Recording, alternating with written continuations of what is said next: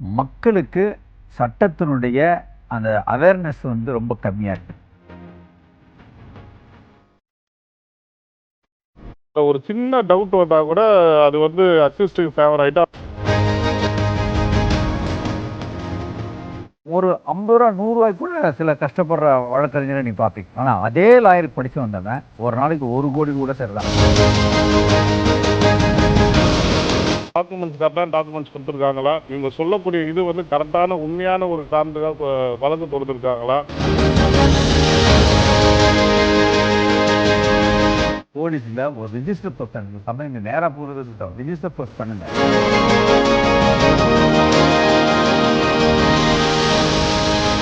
Police அந்த தப்பை வந்து தவறை வந்து செய்யக்கூடாது. அவங்க வந்து அந்த விசாரணை பண்ணோம்.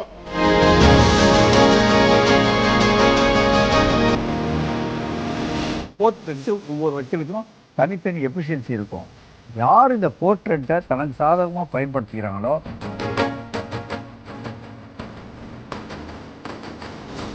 நடக்குது, அதான் நடக்குது. நம்ம நம்பிக்கையோட போலீஸ்கிட்ட போய் கம்ப்ளைண்ட் கொடுக்குறோம். அவங்க என்ன பண்ணுறாங்க, ஆப்போசிட் பார்ட்டிகிட்ட கூப்பிட்டு பேசிட்டு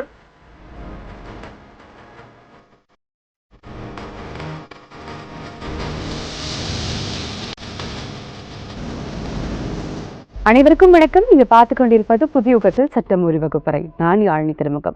இன்றைய நிகழ்ச்சியில நம்ம எதை பத்தி பார்க்க போறோம் அப்படின்னா, ஒரு வழக்கு தோல்வி அடைவதற்கான முக்கிய காரணம் என்ன அப்படின்றத பத்தி தான் தெளிவா எடுத்துரைக்கிறதுக்காக நம்ம கூட 2 சட்ட வல்லுநர்கள் இருக்காங்க.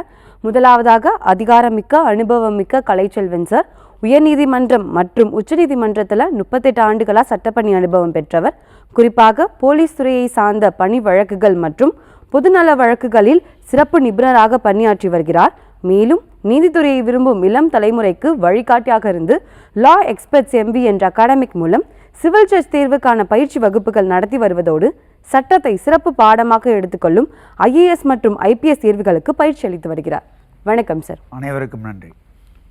அடுத்தபடியாக நம்ம கூட விஜயகுமார் சார் இருக்காங்க. Sir has more than 8 years of experience in civil, criminal and matrimonial cases மற்றும் மக்களுக்கு தொடர்ந்து இலவச சட்ட உதவியும் மேற்கொண்டு வருகிறார். வணக்கம் சார். உங்களுடைய சந்தேகத்தை நீங்கள் வந்துட்டு வழக்கறிஞர்கிட்ட கேட்கணும்னு நினச்சிங்க அப்படின்னா நீங்கள் தொலைபேசி மூலியமாக அணுகலாம். இல்லை அப்படின்னா 9944010692 என்ற வாட்ஸ்அப் எனக்கு ஹலோ SOV அப்படின்ற ஒரு மெசேஜ் அனுப்பிச்சிங்க அப்படின்னா உங்களுக்கு ஒரு லிங்க் வரும். அந்த லிங்க்கில் கேட்கக்கூடிய இன்ஃபர்மேஷன் எல்லாத்தையும் ஃபில் பண்ணிங்க அப்படின்னா உங்களுடைய சந்தேகத்தை நம்ம நிகழ்ச்சியில் டிஸ்கஸ் பண்ணலாம். தொடர்ந்து கேள்விக்குள்ளே போயிடலாம். சார், ஒரு வழக்கு தோல்வி அடைவதற்கான முக்கிய காரணம் என்ன சார்? இப்போ வழக்கு வந்து நீதிமன்றத்தில் வருதுன்னா அது வெற்றியும் உண்டு தோல்வியும் உண்டு, யாரும் வந்து அதை நிர்ணயிக்க முடியாது. பட் பொதுவாக வந்து தோல்விகள் வந்து ஏன் வருது அப்படின்னா, மக்களுக்கு சட்டத்தினுடைய அந்த அவேர்னஸ் வந்து ரொம்ப கம்மியாக இருக்குது. அதான் மெயின். ரெண்டாவது என்ன பார்த்திங்கன்னா, அவங்க நல்ல வழக்காக இருந்தால் கூட அந்த வழக்காடிகள் இருக்காங்களா, பாதிக்கப்பட்டவர்களுக்கும் அவங்க வக்கீல் வைக்கிறாங்கள்ல, அவங்க 2 பேருக்குடைய உறவு வந்து தரமானதாக இருக்கணும். உறவு என்பது என்னன்னாக்கா, இவங்க வந்து பணம் கொடுத்தாலும் சரியாக செயல்படாத வழக்கறிஞர்களும் சில பேர் இருக்காங்க. சில வழக்கறிஞர்கள் வந்து ரொம்ப ஸ்பீடாக எல்லாமே நம்பி கிளைண்ட்டை நம்பி வேலை செஞ்சாக்கா அவங்களுக்கு சரியாக ஃபீஸ் கொடுக்காம ஏமாத்துகிற கிளைண்ட்ஸும் இருக்காங்க. இந்த மாதிரி இருக்கிற ஒரு உறவு வந்து சரி இல்லாமல் இருக்கும். அதுவும் வந்து வழக்கு தோல்வி அடைக்கிறதுக்கு முக்கியமான காரணம். அதோட முக்கியமான காரணம் என்னன்னாக்கா, வழக்கினுடைய தன்மை, அல்டிமேட் ஜஸ்டிஸ்னுவாங்க. அந்த சாயம் இருக்குது பாருங்கள், அந்த கரு வந்து சத்தியத்துக்கு சார்பாக இருக்கணும். ஏன்னாக்கா விசாரிக்கக்கூடிய நீதி அரசர்களும் சரி, அங்கே டைஸில் உட்காந்துருக்க நீதிமன்றத்தில் உள்ள அந்த நீதி அரசர்கள்லாம் நீங்கள் 2 சைடு கருத்தை கேட்டால் கூட சரி தான், அவங்க ஈஸியாக கண்டுபிடிச்சிடுவாங்க. சத்தியம் யார் சைடு இருக்குன்னு நல்லா தெரியும். அந்த மையமாக வச்சு தான் அவங்க டிசிஷன் கொடுப்பாங்க. ஸோ ஒவ்வொரு வழக்கினுடைய தன்மை வந்து ரொம்ப முக்கியம். நல்ல தன்மையாக தான் வின் பண்ணுறது கண்டிப்பாக உறுதியாக இருக்கும். 3வது, நீங்கள் நல்ல வழக்காக இருந்தாலும் நல்ல மேட்டராக இருந்தால் கூட தோல்வி அடைறதுக்கு காரணம் என்னன்னாக்கா, துரிதமான நடவடிக்கை இல்லாமல் இருக்கும். சில நேரத்தில் அந்த லிமிட்டேஷன் ஆக்ட் ஒவ்வொரு இதுலையும் பாருங்கள். இப்போது நீங்கள் கடன் கொடுத்துருப்பீங்க, 3 வருஷம் கழித்து நீங்கள் கேட்டிங்கனாக்கா, நீங்கள் கடன் கொடுத்தனா கூட உங்களுக்கு உரிமை இல்லாமல் போயிடும். ஒரு உதாரணத்துக்கு சொல்கிறேன். அந்த மாதிரி அந்த லிமிட்டேஷன் ஆக்டுக்குள்ளே துரிதமான நடவடிக்கை இல்லாததும் தோல்விக்கு காரணம். இதெல்லாம் பல காரணங்கள் தான். இது 3மே ரொம்ப ரொம்ப முக்கியமான காரணங்களாக நான் கருதுகிறேன். Okay sir. சார் இப்போ குற்றவியல் சட்டம் அதாவது கிரிமினல் கேஸில் பார்க்கும்பொழுது ஒரு நபர் மேலே வந்துட்டு அக்யூசேஷன் வைக்கிறாங்க, ஆனால் அந்த நபரை வந்துட்டு கோர்ட் வந்துட்டு விடுவிச்சிடுறாங்க. இதுக்கான முக்கிய காரணம் என்ன சார்? வீக் எவிடன்ஸா இல்லை போலீஸ் இன்வெஸ்டிகேஷனில் இருக்கக்கூடிய எரரா?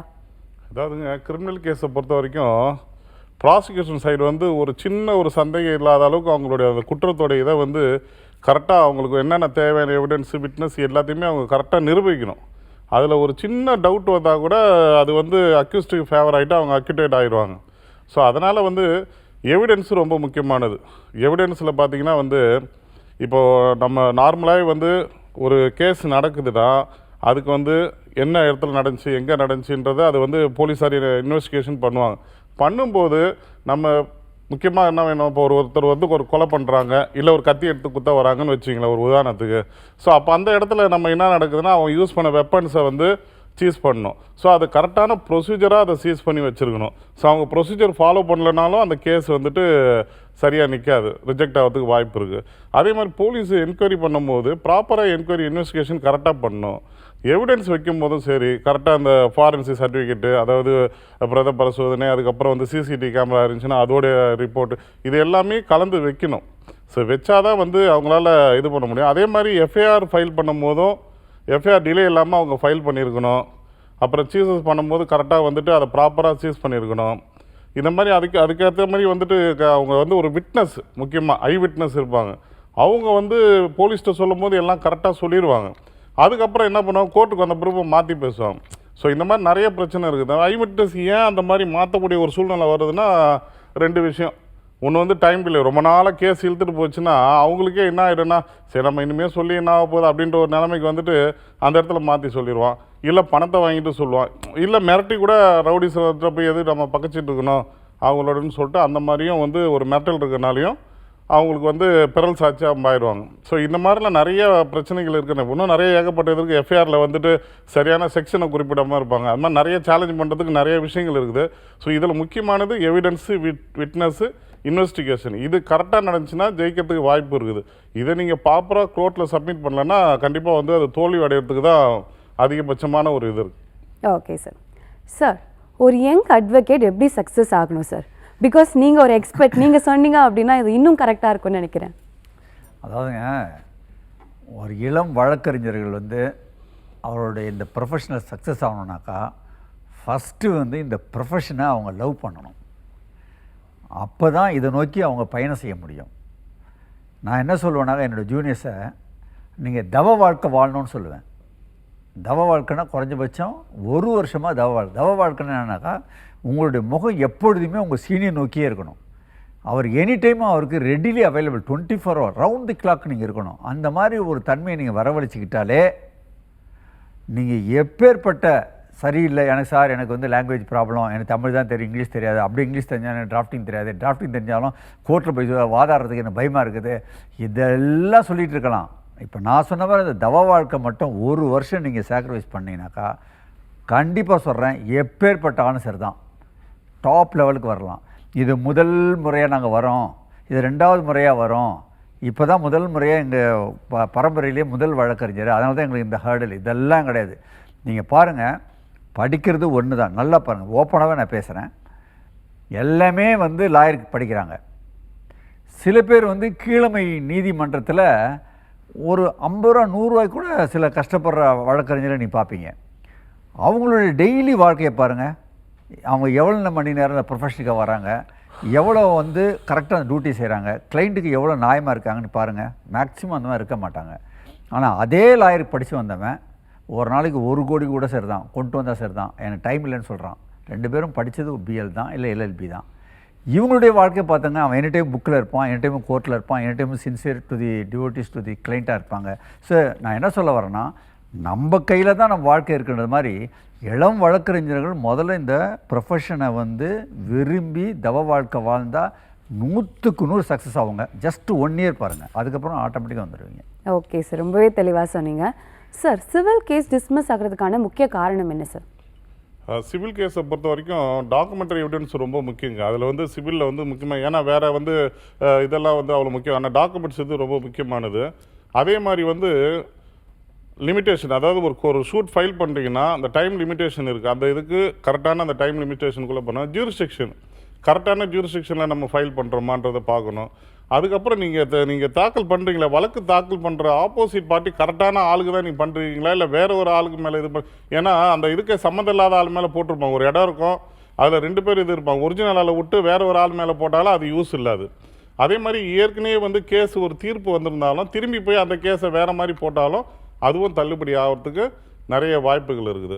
ஸோ இந்த மாதிரி வந்துட்டு உங்களுக்கு டாக்குமெண்ட்ஸ் எவிடன்ஸு எல்லாமே அதே மாதிரி பிளெண்ட் ரெடி பண்ணும்போது ப்ராப்பராக இருக்கணும். அதோட இது வந்து இல்லைன்னா ஸ்டார்டிங்லேயே வந்துட்டு ஃபஸ்ட் இயரிங்லேயே வந்து டிஸ்மிஸ் ஆகிறதுக்கு வாய்ப்பு இருக்குது. கரெக்டாக அது விவரங்கள் வந்து கரெக்டாக குறிப்பிட்டுக்கணும்.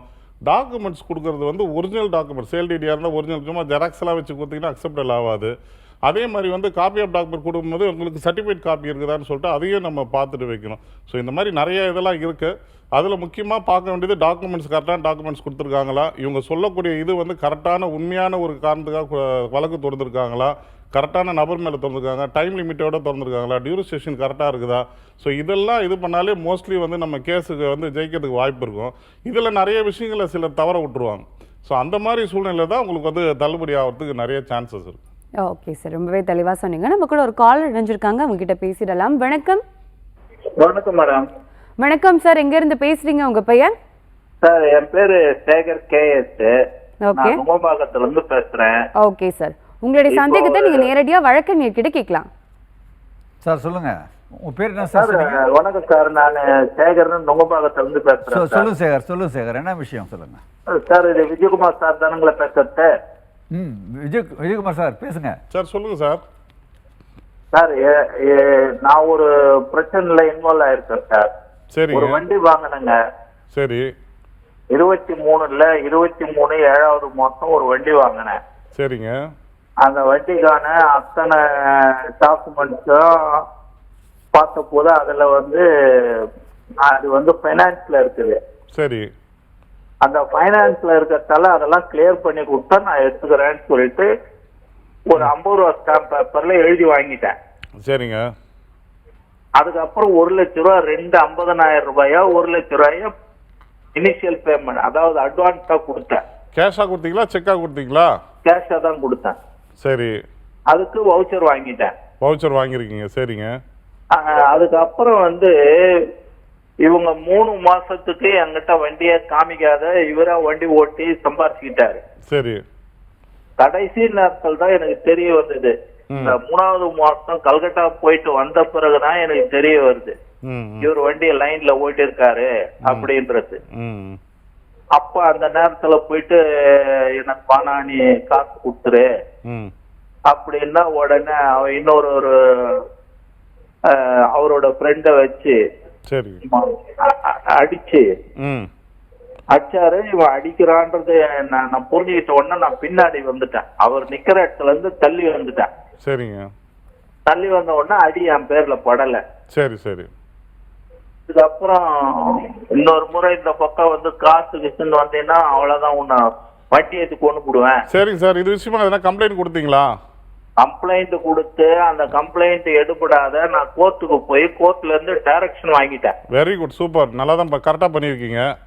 அப்புறம் என்ன எனக்கு அட்வைஸ் பண்ண அங்க இருக்க லோக்கல் டிரைவர்ஸ் அந்த மாதிரி கோஆபரேட் பண்ணாங்க. Super super sir. ஆனா யாரும் வந்து எனக்கு வந்து கோர்ட்டுக்கு வந்து சொல்றேன்ற, ஏன்னா அவங்க பழப்பு போயிடும் இல்லைங்களா? ஆமா கண்டிப்பா. அதுக்காக அவங்ககிட்ட தான் லோடு ஓட்டுறாங்க. இல்ல சார், இப்ப நீங்க டைரக்ஷன் வாங்குனீங்களா கோர்ட்ல இருந்து? டைரக்ஷன் எஃப்ஐஆர் ஃபைல் பண்ணிட்டாங்களா அவங்க மேல?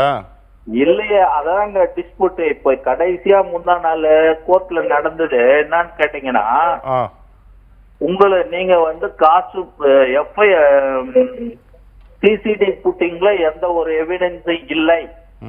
இப்ப கோர்ட் ஆர்டர் அப்ப கொடுக்கல, டைரக்ஷன் போடுறது கோர்ட் ஆர்டர் ஒன்னும் ஆகல உங்களுக்கு, கரெக்டா சார்? கோர்ட் டைரக்ஷன் கொடுத்துருக்கு சார். இப்போ CVO of Nolambur police station put investigated and put எஃப்ஐஆர்னு கொடுத்துருக்காங்க. கொடுத்துட்டாங்க. சரி. இப்ப இதை எடுத்து போய் பார்த்தா 3 மாசமா நானும் போயிட்டு வந்துட்டு இருக்கேன், இன்னும் வரல சார். அந்த பார்ட்டி அக்யூஸ், அதான் நீங்க கொடுத்த கம்ப்ளைண்ட் பார்ட்டி வந்து இன்னும் வரல அப்படின்னே டாச் பண்ணியிருந்தாங்க. முந்தா நாள் நான் கோர்ட்டுக்கு போய் கோர்ட்ல மேஜிஸ்ட்ரேட் எதிர்க்கவே இந்த ஆர்டரை கொடுத்து இதுக்கு என்ன ஆச்சுன்னு தெரியல, எனக்கு வயசு 72 ஆயிடுச்சுன்னு உடனே அவர் என்ன பண்ணாரு, நாளைக்கு வரலன்னா அந்த கன்சர்ன் பிசிய கூப்பிட்டு கோர்ட் ஆர்டர்லய கூப்பிட்டு வான் பண்ணிட்டாரு. மறுநாள் வந்து முந்தா நாள் வந்து அந்த சொல்லுங்க முந்தா நாள் வந்து அந்த கோர்ட் ஆர்டர்லி வந்து எடுத்துட்டு வந்து கோர்ட்ல ப்ரொடியூஸ் பண்ணாங்க. சரி சரி. அத ப்ரொடியூஸ் பண்ண பிறகு என்னையும் கூப்பிட்டு சொன்னாரு, இதுல ஒண்ணுமே இல்லைங்களே, சிசிடிவி புட்டிங்ல ஒண்ணுமே எவிடன்ஸ் இல்லையே, உங்ககிட்ட இருந்தா கொடுங்க அவங்கள ஃபைல் பண்ணிடலாம் அப்படின்னாரு. என்கிட்ட எதுவுமே இல்ல சார். இப்போ மெயினா வந்து உங்களுக்கு கேஸ்ன்னு ஒண்ணு போனீங்கன்னா வந்து ஐ விட்னஸ் இருக்கணும், எவிடன்ஸ் இருக்கணும். இதெல்லாம் நம்ம வாயில சொன்னா கூட கம்பல்சரி. இப்போ உங்களுக்கு சாட்சி சொல்றதுக்கு யாருன்னா இருக்காங்களா? ஐ விட்னஸ் யாருன்னா இருக்காங்களா பார்த்தவங்க? ஐ விட்னஸ் இருக்காங்க சார். ஆனா அவங்க தான் வந்து நான் ஐ விட்னஸ்லாம் வரமாட்டேன். அதுதான் சார். இப்போ அது விஷயமா தான் இப்போ நான் சொல்லிட்டு இருந்தேன் கொஞ்ச நேரத்துக்கு முன்னாடி. இந்த மாதிரி பயந்துக்கிட்டு நிறைய பிரச்சனைகள் இருக்கு, இது மாதிரிலாம் பண்ண முடியாத சூழ்நிலை இருக்கனால நிறைய கேஸ் வந்து நிக்காம தள்ளுபடி ஆயிடுச்சு.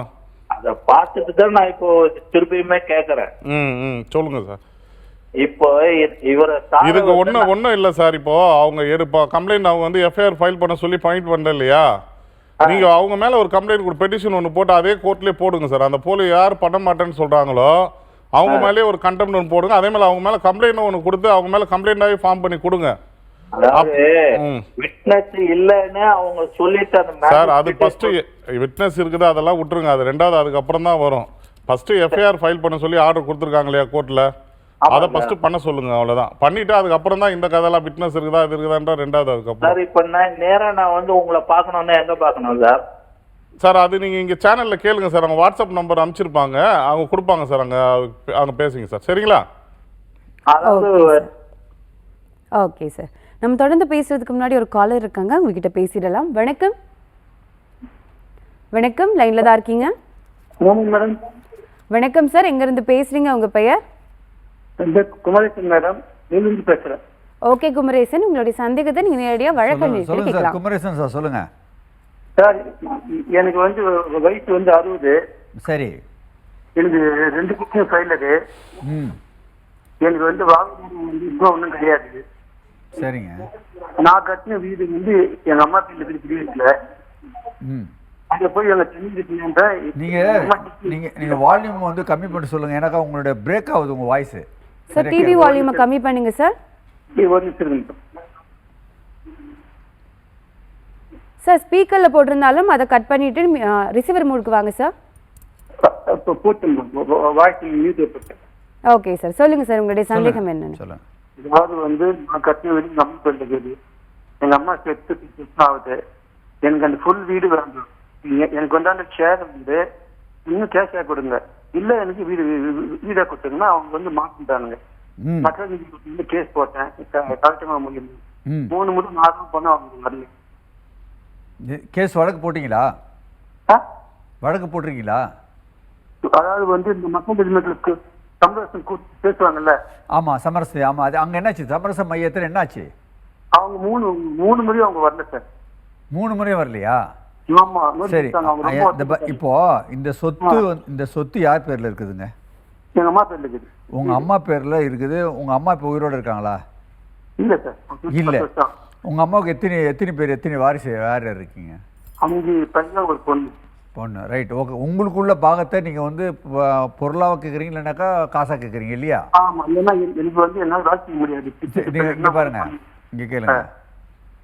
உங்களுக்கு உங்க அம்மாவுடைய சொத்துல கண்டிப்பா உரிமை உண்டு. உங்க பாகம் வந்து இல்லைன்னு சொல்லவே மாட்டாங்க. இது நம்பர் 1. அதை நீங்க பணமா வாங்கலாம், இல்லை நீங்க அதை பாக பிரிவினாலும் பிரிச்சுக்கிட்டு போகலாம். அது உங்களுக்கு உரிமை உண்டு, அதை யாரும் தடுக்க முடியாது. நம்பர் 2, கேஸ் போட்டிங்கனாக்கா உடனே சமரச மையத்துக்கு அனுப்பிச்சிருக்காங்க. 3 முறையும் அவங்க வரலைனாக்கா அவங்க என்ன செய்வாங்கனாக்கா திருப்பி கோர்ட்டுக்கே தான் அனுப்புவாங்க. கோர்ட்டுக்கு அனுப்பிச்சிட்டாங்கனாக்கா அவங்க வரலைனாக்கா உங்களுக்கு சார்பாக ஒருதலை பட்சமாக தீர்ப்பை உடனடியாக கொடுத்துருவாங்க. அதன் பேஸ் பண்ணி நீங்கள் வந்து உங்களுடைய பொருள் நீங்கள் உங்களுடைய பாகத்தை ஈஸியாக வாங்கிடலாம். அந்த மக்கள் வீட்டுல ஒரு வக்கீல் போன் பண்ணாரு. வீட்டுடைய மதிப்பு கட்டுறது என்ன தெரியலன்ட்டேன். இந்த வீட்டுடைய மதிப்புல வந்து நீங்க வந்து கோர்ட்டுக்கு பீஸ் பே பண்ணுன்றாரு. எனக்கு அந்த பே பண்ற மாதிரி ஒரு வசதி ஒன்றும் இல்லை சார். இல்லை நான் வீட்டு வரி மதிப்பு இதெல்லாம் வந்து நீங்கள் கேஷ் கேட்டால் தான், அது விட்டுடுங்க. ஃபிசிக்கலாக உங்களுக்குள்ள பாகத்தை தனியாக எடுத்து வந்துட்டு அப்புறம் நீங்கள் மார்க்கெட்டில் நீங்கள் விற்றுருங்க. மார்க்கெட்டில் யாராவது வாங்கும்போது அந்த வேல்யூ வேறு. நீ கோர்ட்டில் எனக்கு வந்து கேஷாக வேணும்னா தான் இந்த மாதிரி பிரச்சனைலாம் வரும். அதெல்லாம் வேணாம். நீங்கள் பொருளை இத்தனை பாகமாக பிரித்து என்னுடைய பாகத்தை தனியாக கொடுத்துன்னு சொல்லி தனியாக விற்றுட்டு போயிடுங்க. அதான் பெஸ்ட்டு வே. ஓகே சார், ரொம்பவே தெளிவாக சொன்னீங்க சார். ஒரு யங் அட்வொகேட் சக்ஸஸ் ஆகிறதுக்கான வழியை சொன்னீங்க. ஒரு அட்வொகேட், அதாவது யங் அட்வொகேட்டுக்கு இருக்கக்கூடிய பேரியர் என்ன அப்படின்னு சொல்லிட்டிங்கன்னா யங் அட்வொகேட்ஸ்க்கு எல்லாமே யூஸ்ஃபுல்லாக இருக்குது சார். அதாவதுங்க, ஒரு இளம் வழக்கறிஞர்கள் வந்து சந்திக்கக்கூடிய பிரச்சனைகள் என்னன்னாக்கா, முதல்ல அவங்களுக்கு ஒரு நல்ல வழக்கறிஞர், ஒரு நல்ல சீனியர் கிடைக்கணும். அது ரொம்ப முக்கியம். என்னுடைய அனுபவத்தில் என்னென்னாக்கா, இங்கே ப்ரொஃபஷனலில் சில உண்மைகளும் கசப்பான உண்மைகளும் இருக்குது. சீனியர் வந்து அவன் நம்ம கூட வந்திருக்கானே, அவன் வாழ்க்கையில் முன்னேறணுமேன்ற எண்ணத்தில் நினைக்கிறவங்க வந்து ரொம்ப கம்மி தான். சில பேர் அந்த கட்டை தொடறதுக்கே தொட வேணான்னுவாங்க.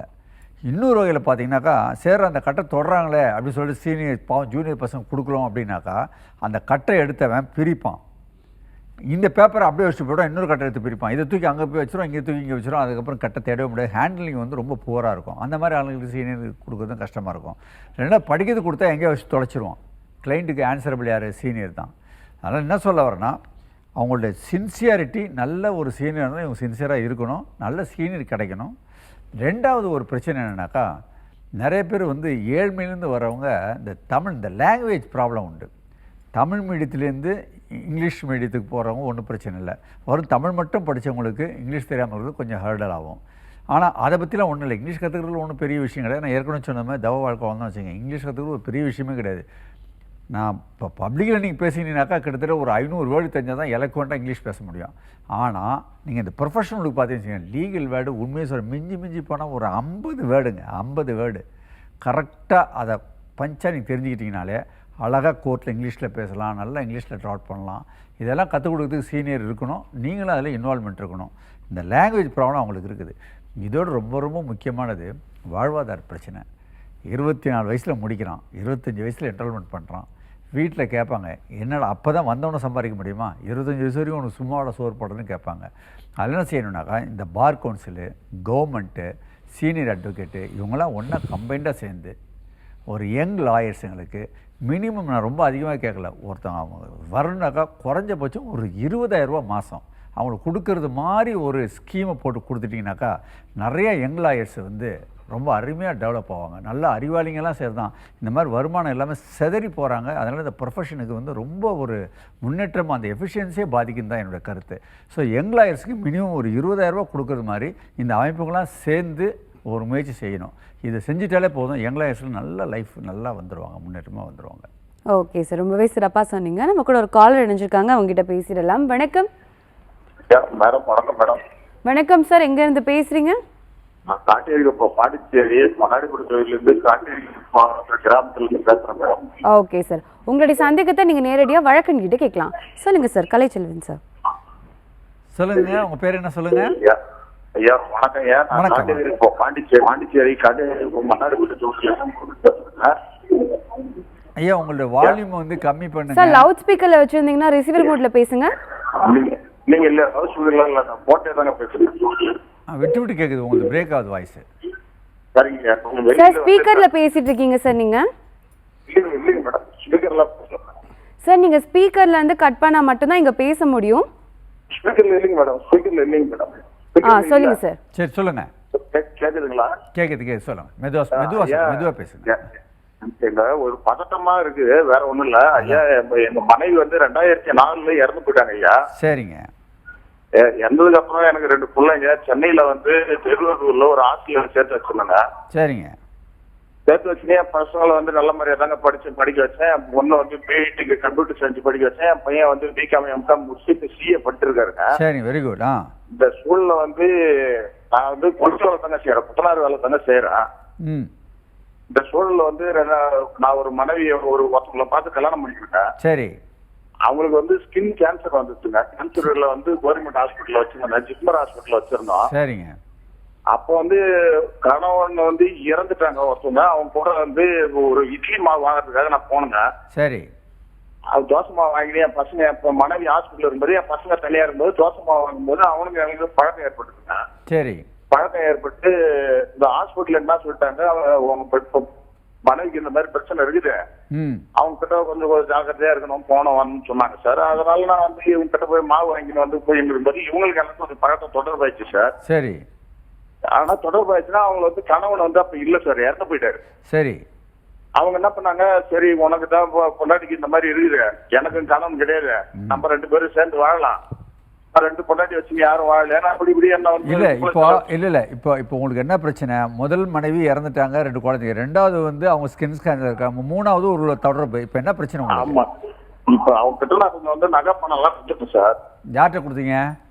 இப்ப 3ஆவது தான் வந்தாங்களா அவங்க கிட்ட. இப்போ மூணாவது ஆளவுக்கு உங்கள் நகைப்படம்லாம் கொடுத்துட்டீங்க, ரைட்டா? கொடுத்துட்டீங்க சார். அவங்க வந்து என்ன பண்ணிட்டாங்கன்னா, அவங்க கணவன் இருந்தாருல்ல, ஆ அப்பவே அவங்க கிட்ட இன்னொருத்தங்க கூட பழக்கம் பழகுது சார். அவன் வந்து அந்த வீடியோவா வெளியெடுத்து இப்ப வெளிய விட்டான் சார். சரி ரைட்டு ஓகே. இப்ப வந்து இவங்களுக்கு எனக்கும் ஒரு சண்டை வந்தது சார். சண்டை வந்து இவங்கள்ட்ட நான் பிரிஞ்சுட்டேன். இப்போ 3ஆவது வந்தாங்களா சரி, அவங்களோட பிரிஞ்சுட்டீங்க. ம் இப்ப வந்து எனக்கு வந்து பணம் நகையே யார்கிட்ட கொடுத்துரு, நீ இந்த மாதிரி ஒரு தப்பான பொம்பளையா இருக்கிற, ஆ எனக்கு என் பணம் நகையை கொடுத்துருன்னு சொல்றேன். அவங்க வந்து தரமாட்டேன்னு சொல்றாங்க சார். அது என்ன பண்ணலாம் சார்? சரி, அதில் ஒன்றும் இல்லை. இது சம்மந்தமாக நீங்கள் போலீஸில் கம்ப்ளைண்ட் கொடுத்தீங்களா இல்லையா? போலீஸ்ல வந்து நான் கம்ப்ளைண்ட் கொடுத்தேன் சார். இந்த அவங்க இப்ப நான் 3ஆவதா வச்சிருந்தேன், அவங்களுக்கு 2 பசங்க சார்.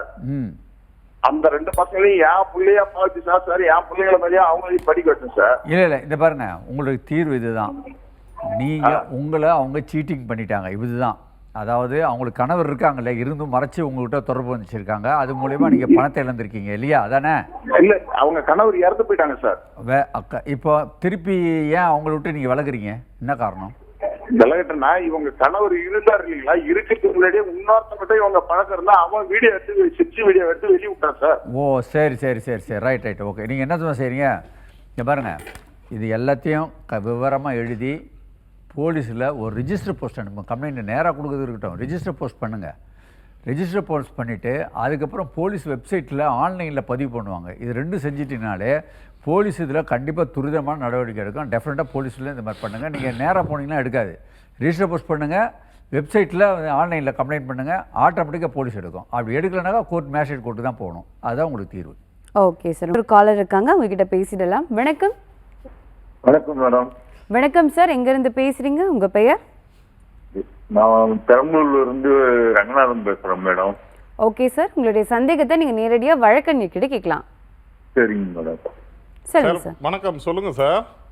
சார் வணக்கம், சொல்லுங்க சார். ஒரு வண்டி என் மேல விட வந்துட்டாங்க சார். அது எதுக்கு ராங் ரூட்ல வந்து என் மேல விட வந்துட்டாங்க சார். சரி, ஏப்பா இப்படி விட வந்த அப்படின்னு கேட்கறதுக்கு லிவர் எடுத்துக்கிட்டு அடிக்க வந்தாரு சார். அடடா, ஐயோ.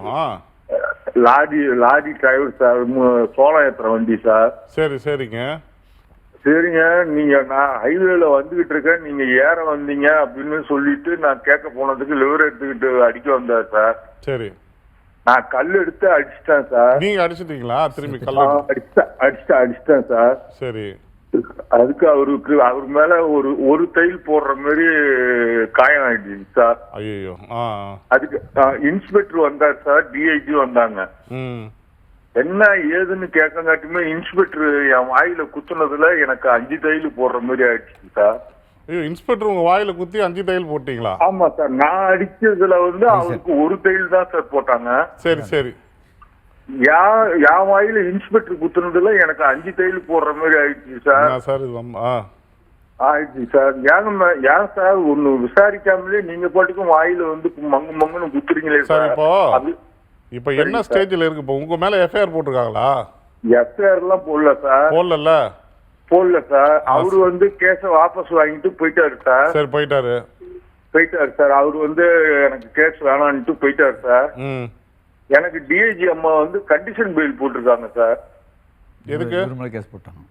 அவங்க வந்து இது மாரி நான் அவங்கள அடிச்சிட்டலாம் சார். அதனால எனக்கு அவங்க வந்து கேஸ வாபஸே வாங்கிட்டாங்க சார். சரி, நான் 10 மணிக்கு மேல போய் இல்லைங்க, அப்போ எஃப்ஐஆர் ஃபைல் பண்ணிருப்பாங்க. அப்போ பண்ணதுனாலதான் உங்களுக்கு எஃப்ஐஆர் ஃபைல் பண்ணிருப்பாங்க உங்க மேல.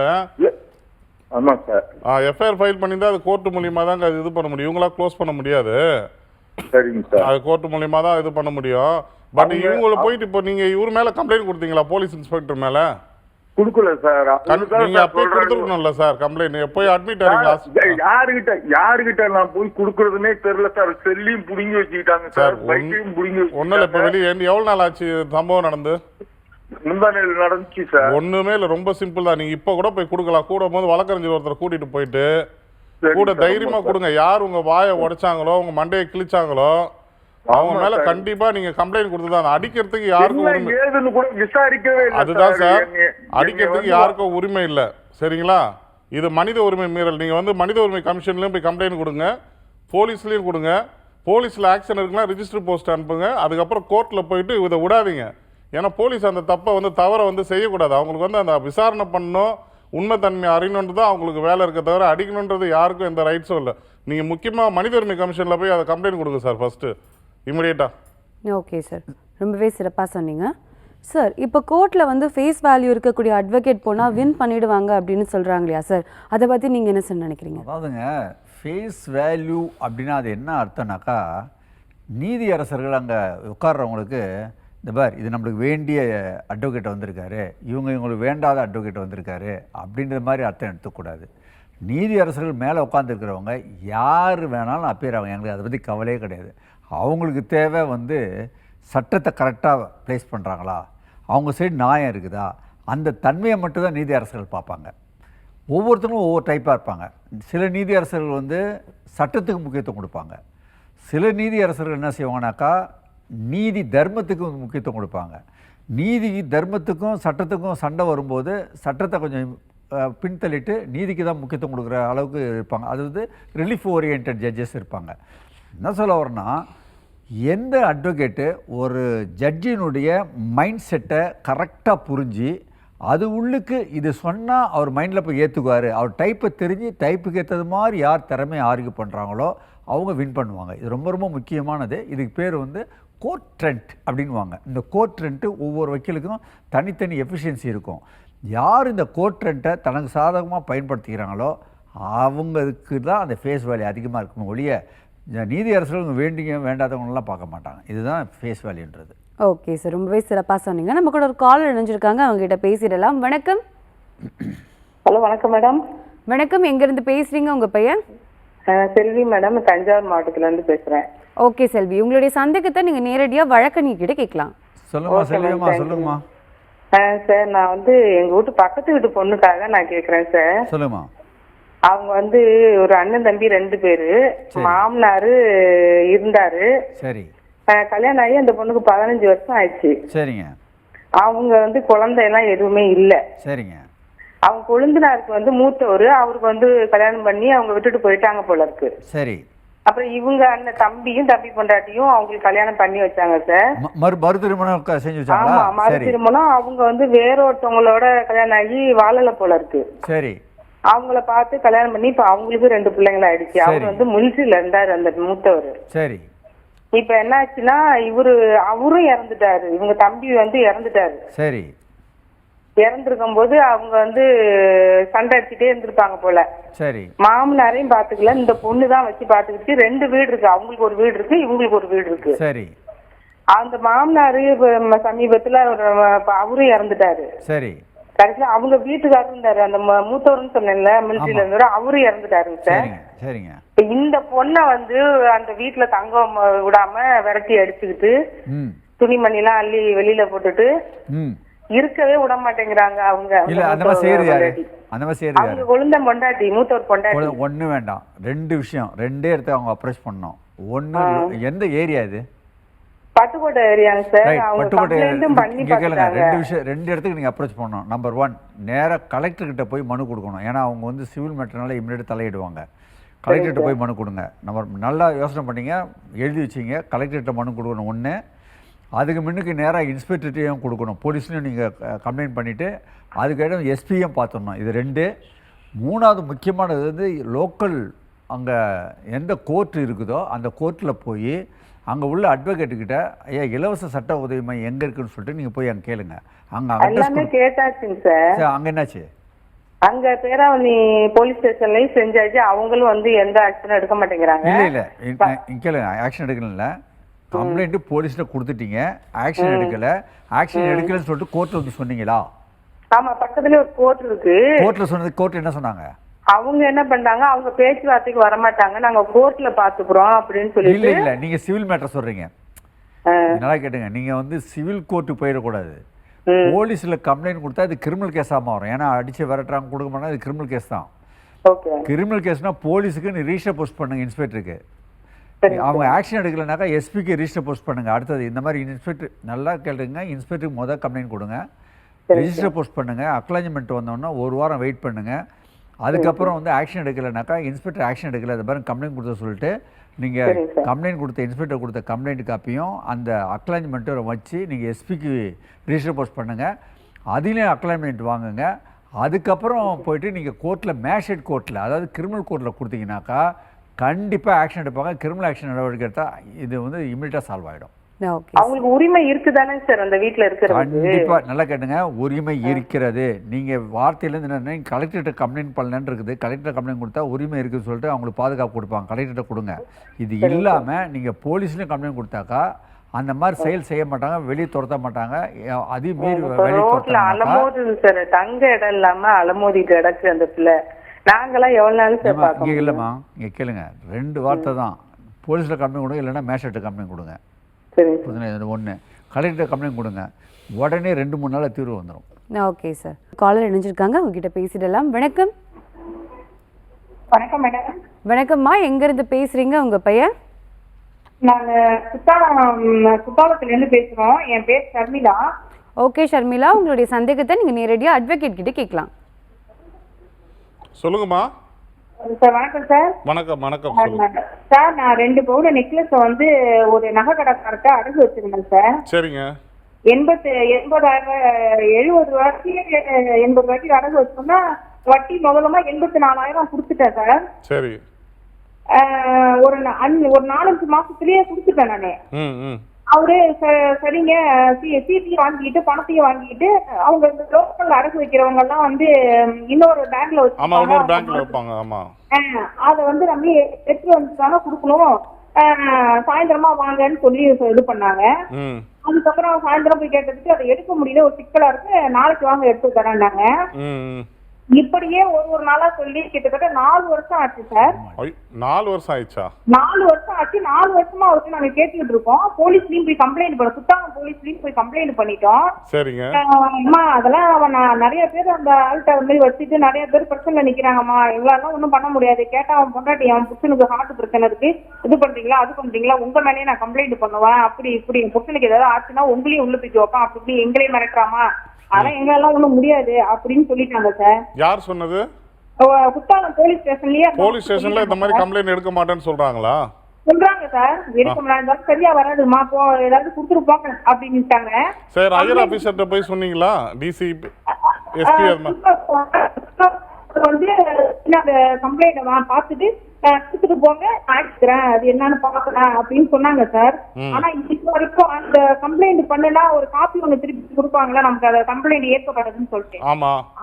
அந்த காப்பி அதெல்லாம் எதுவுமே எங்களுக்கு கொடுக்கவும் இல்ல, அதை இது வரைக்கும் எந்த ஆக்ஷனும் எடுக்கவும் இல்ல. இல்ல இப்ப நீங்க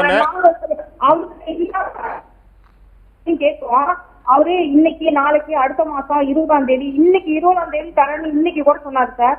ஆனா இன்னைக்கு இல்ல, ஒரு நிமிஷம் நான் சொல்றேன் கேளுங்க. அவங்க வந்து இவ்வளவு நாளா 4 வருஷம் இழுத்தவங்க கண்டிப்பா உங்களுக்கு நகையை கொடுக்க மாட்டாங்க திரும்பி, சரியா?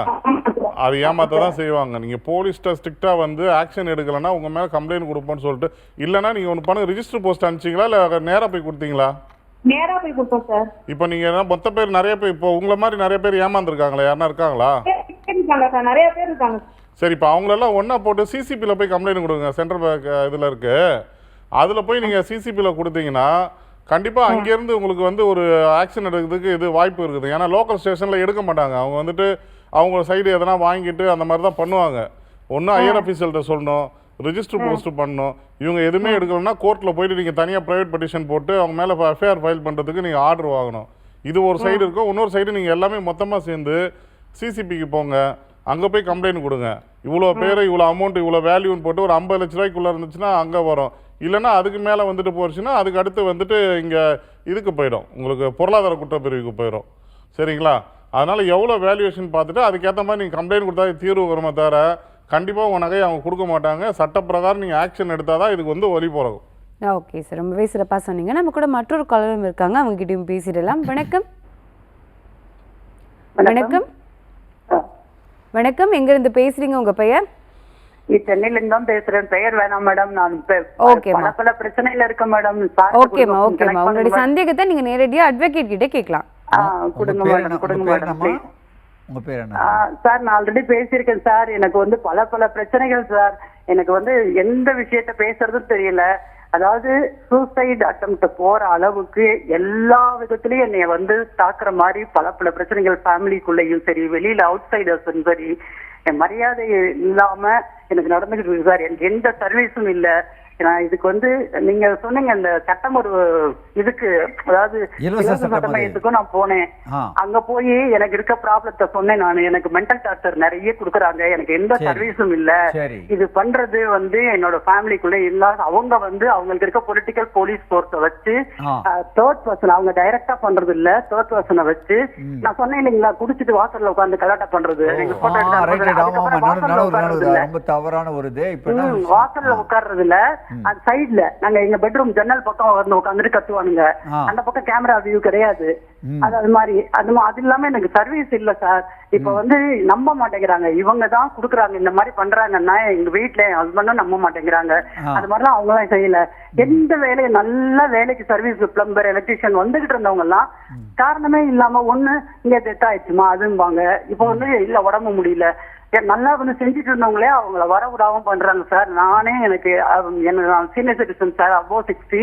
என்னால முடிஞ்ச வரைக்கும் வீட்டுக்கு சர்வெண்ட் கிடைக்கிறது இல்ல. சர்வெண்ட் சொன்னோம்னா அவங்கள ஸ்டாப் பண்ணிடுறாங்க.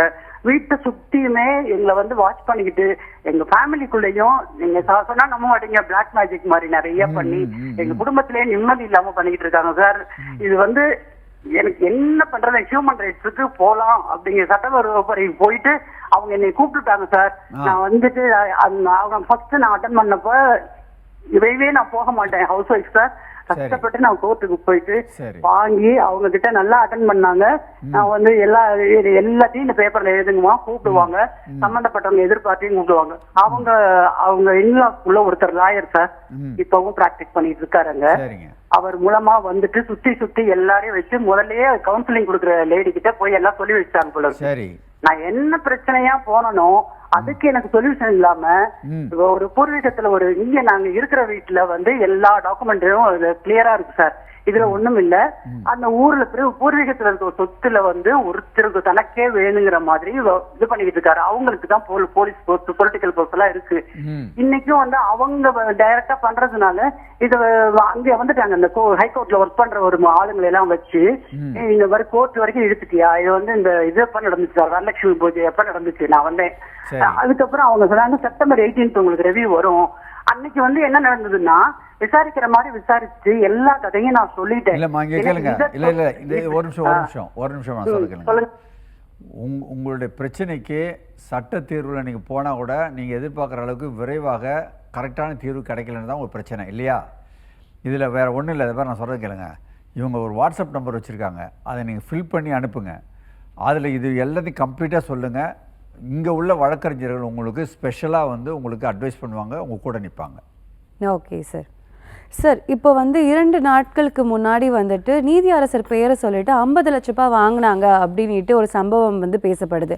இதை பற்றின கருத்து என்ன சார் உங்களுக்கு? அதாவதுங்க, நீதியரசர்கள் மேலே வந்து இந்த மாதிரி பழி சுமத்துறது முதல் முறை இல்லை. இது என்னுடைய 39 வருஷ அனுபவத்தில் இது அவ்வப்போது நடக்க தான் செய்யும். நல்ல நீதியரசர்கள் பேரை கெடுக்கணுன்னே ஒரு குரூப் இருக்கும். அது வேணும்னே செய்வாங்க, பிளான் பண்ணி ஒரு குரூப் இதுக்குன்னே தான் செயல்பட்டு இருக்குது. அந்த மாதிரியும் இருக்குது ஒன்று. இன்னொரு வகையில் பார்த்தீங்கன்னாக்கா சந்தேகப்படுற அளவுக்கு வந்து அந்த நீதித்துறையை கெடுக்கணுன்றது ஒரு குரூப் இருக்கும். சரி, பொதுவாக பேச வேணாம், ஸ்ட்ரைட்டாக இந்த மேட்ருக்கு வருவோம். அகர்வால்னு ஒருத்தர், அவருடைய மேட்ருக்காக அவருடைய சீனியர் கவுன்சிலு மிஸ்டர் முரளிக்குமார்னு சொல்லிட்டு ஒரு சீனியர் கவுன்சில்கிட்ட பணத்தை கொடுத்தா சொல்கிறாரு. முரளிக்குமார் என்ன சொன்னார்னா, ஒரு நீதியரசர் பேரை சொல்லி அவருக்கு தான் அவர் தான் பணம் கொடுக்கணும் அப்படின்ற மாதிரி வாங்கினது மாதிரிலாம் போயிட்டுருக்குது. நீதியரசர் ரொம்ப அருமையாக, அதாவது ஒரு சின்ன உதாரணம் சொல்ல பாருங்கள். ராமாயணத்தில் சந்தேகப்படுறான் பொண்டாட்டியை, அவனுக்கு தெரியும், ராமருக்கு தெரியும் சீதை வந்து பர்ஃபெக்டுன்னு. ஆனால் இருந்தாலும் ஒரு ராஜா மாதா, அவருக்கு மட்டும் தெரியுது மட்டும் தெரியல, உலகத்துக்கே தெரியணுன்றதுக்காக தீ குளிச்சாங்க. அந்த மாதிரி சுச்சுவேஷனில் நீதியரசர்கள் இருக்காங்க. நம்ம நினைப்போம் அவங்க பெரிய ஆளாக இருக்காங்க அப்படின்னு. எனக்கு தெரிஞ்ச நீதியரசர்கள்லாம் அந்த இடத்துல வந்து உட்காந்துக்கிட்டு நம்ம மேலே எந்த அலிகேஷனும் வரக்கூடாது, மக்கள் நீதித்துறை எதுவும் தவறாக நினைச்சிடக்கூடாது, அது நம்ம மூலயமா எதுவும் அவதூறு வந்துடக்கூடாது அப்படின்னு சொல்லிட்டு ஒவ்வொரு நாளும் அந்த சீட்டில் உட்காரும்போது அவ்வளோ ஒரு டென்ஷனில் தான் உட்காருவாங்க. அவங்க நீதி பரிபாலனை பார்க்கறது ஒரு வகை இல்லாமல் இந்த டென்ஷனு அதிகம். தான் யோக்கியமாக இருந்தால் கூட இந்த மாதிரி அநியாயம் பண்ணுறாங்கன்ற ஒரு விரக்தியில் தான் எல்லாருமே மேக்ஸிமம் இருக்கிற அளவுக்கு சூழ்நிலையை உருவாக்கிட்டாங்க. இந்த மேட்டரில் அந்த நீதியரசர் என்ன செய்கிறாங்கனாக்கா இம்மீடியட்டாக எப்பா நான் இதை எடுக்கலை, என் மேலே அலிகேஷன் போட்டிருக்கல, சரியே தவிர நான் எடுக்க மாட்டேன், வேறு அமர்வுக்கு மாற்று அப்படின்னு சொல்லிட்டு தலைமை நீதிபதிக்கு போட்டாங்க.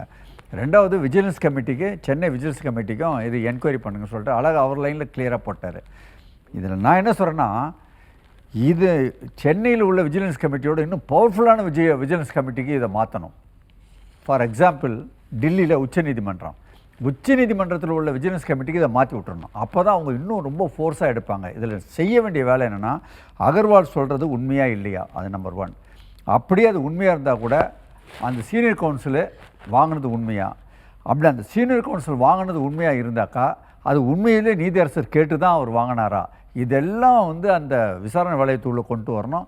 ஆனால் இவங்க ஹைகோர்ட் விஜிலன்ஸ் கமிட்டி விசாரிச்சதுனாக்கா எல்லாம் அவங்களுக்குள்ளே இருக்குதுங்கிற மாதிரி ஒரு எண்ணம் பப்ளிக்கு வரும். அதனால் என்ன சொல்கிறேன்னா, நடந்தது வந்து நீதியரசர் மேலே உள்ளது, அவர் மேலே உள்ள ஒரு அப்பழுக்கற்ற ஒரு தன்மையில் இருக்கும்போது அது இன்னும் உலகத்துக்கு தெரியணும். அந்த மாதிரி நம்ம இந்த ராமாயணத்தை வந்தது மாதிரி இது இன்னும் பெரிய கமிட்டிக்கு, உச்சநீதிமன்ற ஒரு விஜிலன்ஸ் கமிட்டிக்கு இதை அனுப்பிச்சாக்கா இன்னும் மக்களுக்கு இன்னும் தெளிவாக தெரியும். இந்த பாதிக்கப்பட்ட பொய்யான கம்ப்ளைண்ட் கொடுத்தா வச்சுங்க, ஃப்யூச்சரில் எவனும் இது மாதிரி செய்ய மாட்டான் அப்படின்னு. ஓகே சார், ரொம்பவே தெளிவாக சொன்னீங்க சார். இப்போ சிவில் கேஸை வந்து சீக்கிரம் முடிக்கிறதுக்காக கிரிமினல் கேஸாக மாற்றுறாங்க இல்லையா சார், இது சட்டப்படி சரியாக கொஞ்சம் ஷார்ட்டாக சொல்லுங்கள் சார். அதாவதுங்க, இந்த சிவில் கேஸ்லேயே வந்து கிரிமினல் கலந்து வரும்.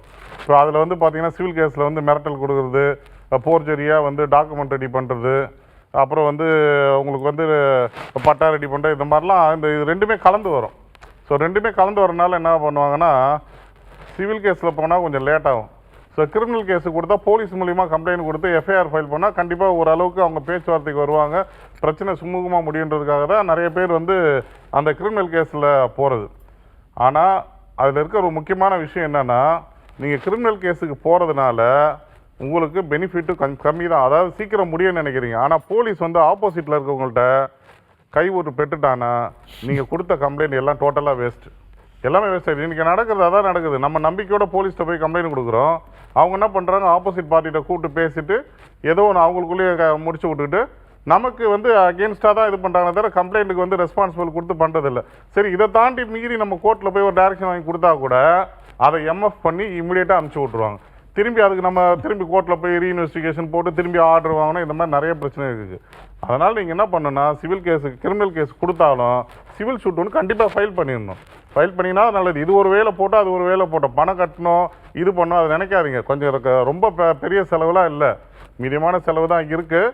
அதனால் வந்து 2 வழியிலையும் நீங்கள் பண்ணுங்கள், அப்போ தான் உங்களுக்கு தீர்வு பிறக்கும். இது இல்லைனாலும் நமக்கு அதில் கண்டிப்பாக எதனா வாய்ப்பு இருக்கும். ஓகே சார், ரொம்பவே தெளிவாக சொன்னீங்க. மக்களுடைய அனைத்து கேள்விகளுக்குமே 2 பேருமே ரொம்பவே தெளிவாக சொன்னீங்க.